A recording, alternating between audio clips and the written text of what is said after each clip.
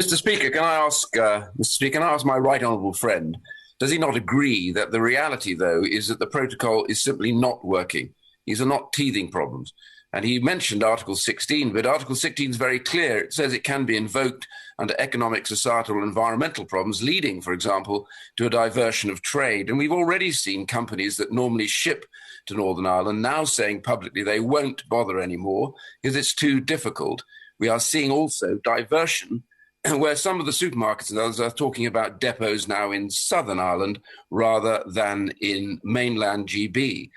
I ask my right honourable friend, therefore, for all the talks about teething problems, in the short term, what will he do to rectify this terrible disaster with advertisers now saying that they simply can't supply goods if you're in Northern Ireland? What will he do short term and longer term to rectify the mess that is becoming obvious with this particular protocol?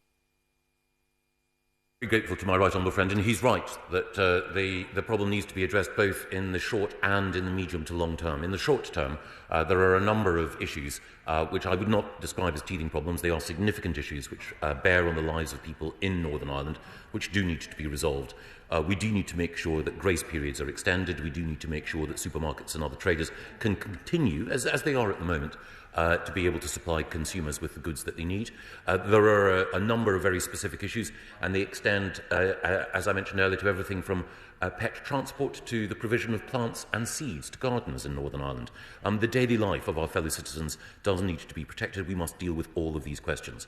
And then in the medium to long term, I think it is important that we take all the steps required in order to ensure that citizens in Northern Ireland recognise that they are an integral part of the UK and that their daily lives and the way in which this Parliament works reflects that fully.